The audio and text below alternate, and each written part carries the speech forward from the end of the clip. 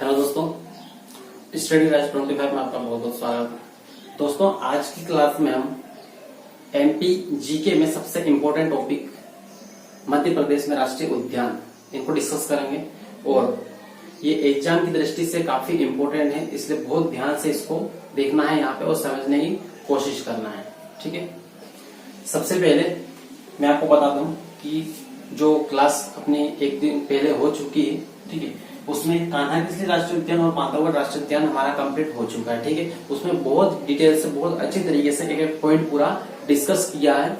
आपने वो मान लो क्लास नहीं देखी, वीडियो नहीं देखा है तो आप जरूर वहां पे जाके देखें ताकि आप काफी प्रॉफिट होगा, क्योंकि उससे संभावना काफी ज्यादा होती है कान्हा और बांधवगढ़ राष्ट्रीय उद्यान से क्वेश्चन आने की। ठीक है, तो अब मैं थोड़ा सा से मात्र 2 मिनट में आपको इनका दोनों का रिवीजन फटाफट करवा देता हूँ, उसके बाद हम आगे बढ़ते हैं। तो कान्हा राष्ट्रीय उद्यान कहाँ पर है? मंडला में। ठीक है, कुछ भाग बालाघाट में भी है।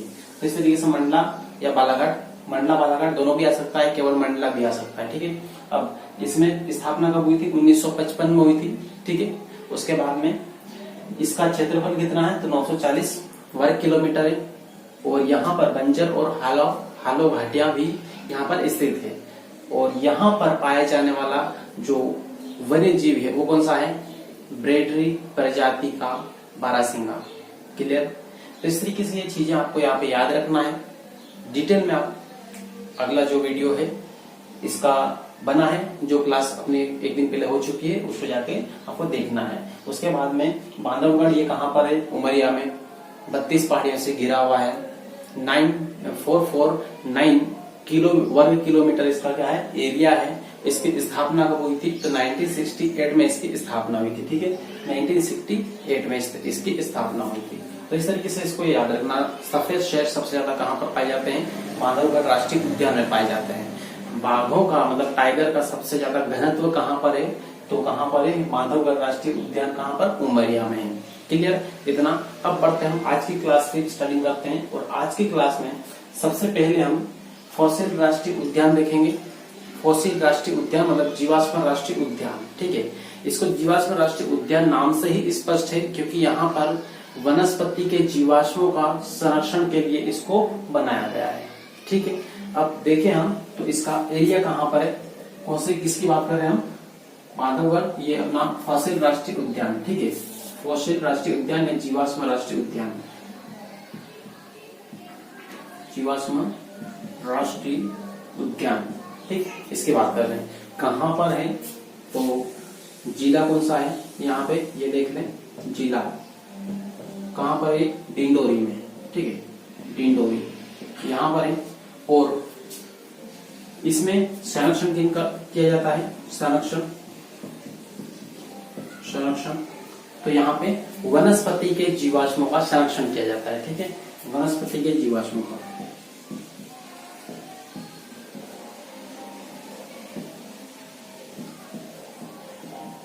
जीवाश्म, ठीक है, जीवाश्म, वनस्पति के जीवाश्मों का संरक्षण यहाँ पे किया जाता है। ठीक है, और उसके बाद में सबसे इम्पोर्टेंट जो पॉइंट है इसका याद रखने लायक वो ये है कि एमपी का सबसे छोटा राष्ट्रीय उद्यान यही है। 0.227 वर्ग किलोमीटर लगभग इसका एरिया है। ठीक है, 0 पॉइंट के बाद में आता है, तो इसलिए बहुत छोटा, सबसे एमपी का सबसे छोटा राष्ट्रीय उद्यान है ये। ठीक है, तो यहाँ पे क्षेत्रफल या क्षेत्र एमपी का सबसे छोटा राष्ट्रीय उद्यान। ठीक है, एमपी का सबसे छोटा राष्ट्रीय उद्यान। तो इस तरीके से ये पॉइंट आपको इसे याद रखना है। उसके बाद में बहुत ज्यादा इसका नहीं है, क्योंकि इससे क्वेश्चन बहुत ज्यादा से बनने की संभावना नहीं होती। ठीक है, केवल इसका एक ही क्वेश्चन बहुत इंपॉर्टेंट बन सकता है कि एमपी का सबसे छोटा राष्ट्रीय उद्यान कौन सा है। ठीक, तो कौन सा है? जीवाश्म राष्ट्रीय उद्यान या फॉसिल राष्ट्रीय उद्यान डिंडोरी। स्थापना कब हुई थी? 1968 में। इसमें बांधवगढ़ की और इसकी दोनों की स्थापना कब हुई थी? 1968 में, दोनों की एक साथ में। ठीक है, अब बढ़ते हैं हम आगे और अगला जो है अपना संजय राष्ट्रीय उद्यान या संजय धुबरी राष्ट्रीय उद्यान बोलते थे पहले क्या नाम था? संजय धुबरी राष्ट्रीय उद्यान। अभी क्या है? संजय राष्ट्रीय उद्यान केवल है। ठीक है, ये कहाँ पर है, सीधी में है। केवल इतना याद रखना, कहाँ पर है, सीधी में है। स्थापना कब हुई थी, 1981 में। ठीक है, 1981 में पन्ना राष्ट्रीय उद्यान और ये यहाँ पे संजय राष्ट्रीय उद्यान, इन दोनों के एक साथ में हुई थी। ठीक है, तो पन्ना की इसकी भी कितनी है, 1981 है, और संजय राष्ट्रीय उद्यान की स्थापना कब हुई थी, ये भी 1981 में। तो इन दोनों की एक साथ में है, पन्ना की और संजय की। ठीक, ये है, बाकी इसके बारे में बहुत ज्यादा खास नहीं। ठीक, अब फिर देखिए हम आगे बढ़ेंगे तो यहाँ पे सतना में बहुत इंपॉर्टेंट है, पूरे देश की सबसे पहली क्या है, white tiger safari. White tiger safari, ठीक है, तो व्हाइट टाइगर सफारी कहाँ पर है, सतना में है, एमपी के सतना जिले में है। ठीक है, और ये पूरे देश की सबसे पहली, न केवल एमपी की, पूरे देश की सबसे पहली व्हाइट टाइगर सफारी है। ठीक है, कहाँ पर है, सतना में, तो सतना में कहाँ पर है, मुकुंदपुर में। ठीक है, कहाँ पर है, मुकुंदपुर। अब ये यहाँ पर जो व्हाइट टाइगर सफारी जो नाम रखा, ये किनके नाम पर रखा, तो मार्तंड जूदेव के नाम पे रखा है। ठीक है, मार्तंड जूदेव, याद रखना है, मार्तंड जूदेव। ठीक है, तो यहाँ पे लिख देता हूं मैं, मार्तंड जूदेव, मार्तंड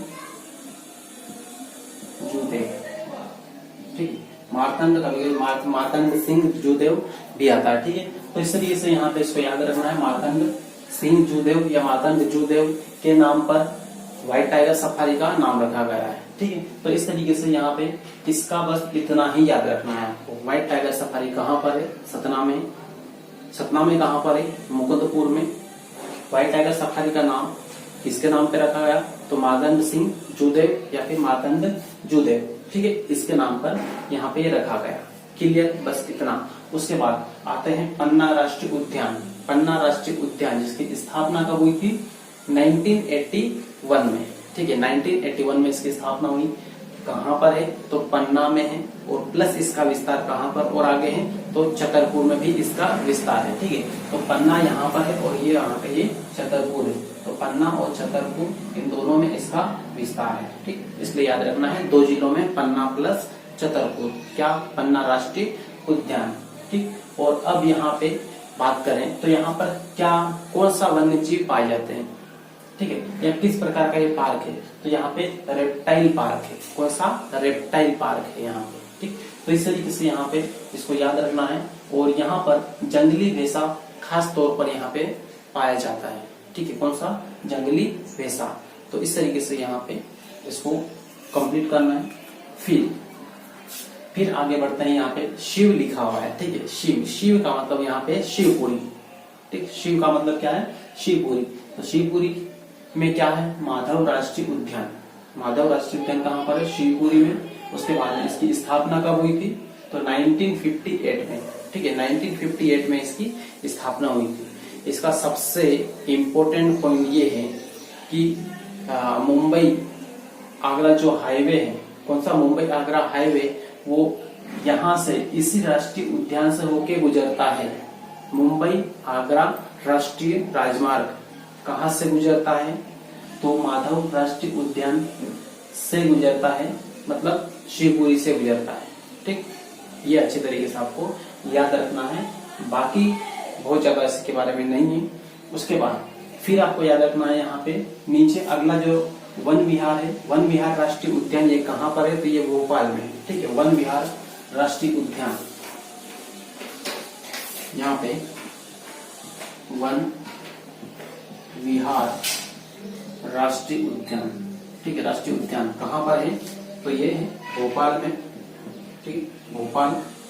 इसकी स्थापना कब हुई थी, तो इसकी स्थापना हुई थी 1979 में। ठीक है, 1979 में। तो यहाँ पे स्थापना, इसकी स्थापना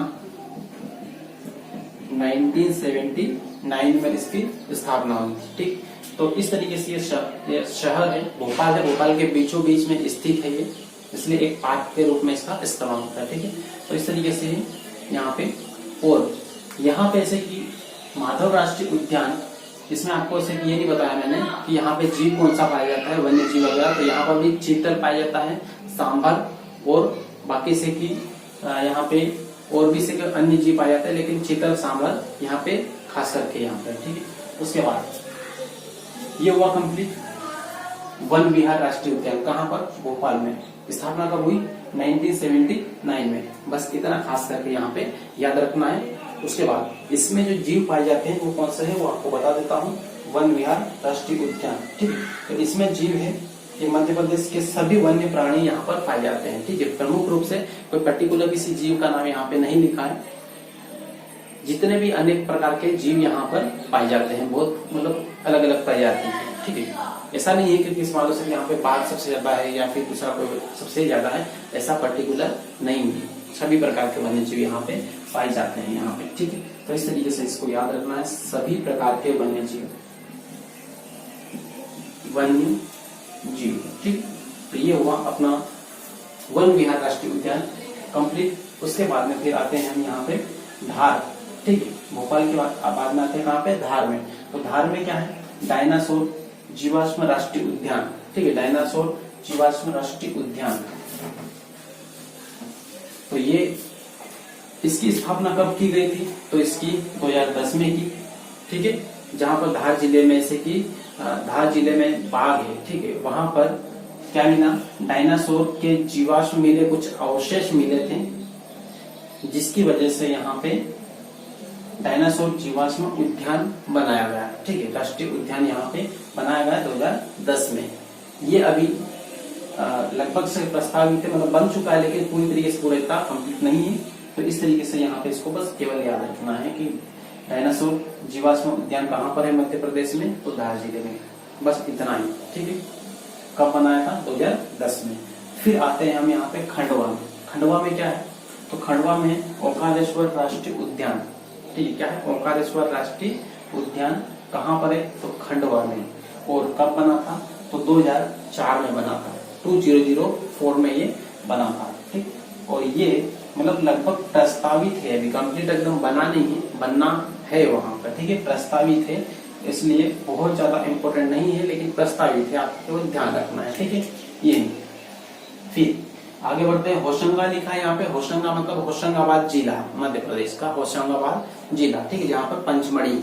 अब यहाँ पर क्या है कि सतपुड़ा राष्ट्रीय उद्यान है। यहाँ पर क्या है, सतपुड़ा राष्ट्रीय उद्यान कब बना था, तो 1983 में बना था, ठीक है। 1983 में 2 राष्ट्रीय उद्यान बने हैं, कौन कौन से देख लो। तो 1983 में होशंगाबाद में सतपुड़ा राष्ट्रीय उद्यान बना, ठीक है। उसके बाद में फिर 1983 में पेंच राष्ट्रीय उद्यान बना, कहाँ पर है, छिंदवाड़ा और सिवनी, इन दोनों जिलों में पड़ता है, दोनों की बाउंड्री पे, ठीक है। तो पेंच परियोजना भी यहाँ पे संचालित की जाती है, पेंच नदी भी है यहाँ पे, और पेंच से राष्ट्रीय उद्यान भी है। तो पेंच राष्ट्रीय उद्यान कहाँ पर है, छिंदवाड़ा और सिवनी के सेंटर में, मतलब दोनों में पड़ता है, दोनों का भाग है, ठीक है। ये है। अब इसका सबसे इम्पोर्टेंट पॉइंट ये है, पेंच राष्ट्रीय उद्यान, इसको अभी जो वर्तमान नाम है वो है इंदिरा प्रियदर्शनी, ठीक है। इंदिरा प्रियदर्शनी ये इस राष्ट्रीय उद्यान का नाम है, किसका, पेंच राष्ट्रीय उद्यान का, ठीक है। और इसमें सबसे इम्पोर्टेंट बात यह है कि जो पेंच राष्ट्रीय उद्यान है इसमें मोगली लैंड है, ठीक है। एमपी में मोगली लैंड कहाँ पर है, तो पेंच राष्ट्रीय उद्यान में है। पेंच राष्ट्रीय उद्यान कहाँ पर है, छिंदवाड़ा और सिवनी में है, ठीक है। तो इस तरीके से आपको ये याद रखना है, स्थापना, नाम और मोगली लैंड, क्लियर। अब यहाँ पे अपना पूरे जितने भी टोटल 11 राष्ट्रीय उद्यान है एमपी के, वो कंप्लीट हुए। और इनको एक बार और रिवाइज कर ले आप अच्छी तरीके से, ताकि आपका जो माइंड में सारी बातें क्लियर रहे और किसी भी प्रकार से कोई डाउट ना रहे और आपके भूलने की कोई संभावना ना रहे, ठीक है। तो अब लास्ट में एमपी में जो हम पढ़ेंगे टाइगर प्रोजेक्ट के बारे में पूरा डिस्कस करेंगे। टोटल कितने टाइगर प्रोजेक्ट हैं, पहले 6 थे, अभी कितने हैं, 7 है, ठीक है। और पूरे इंडिया की बात करें तो पूरे इंडिया में सबसे ज्यादा जो टाइगर की संख्या है वो कहाँ पर है, वो एमपी में ही है, ठीक है। वो एमपी में है। कितने टोटल टाइगर है एमपी में संख्या में, तो ये 526, 526, ठीक है। बाघ टाइगर, तो टाइगर कितने हैं, टाइगर 526, ठीक है, 6 इतने हैं, ठीक है, जो कि इंडिया में सबसे ज्यादा है।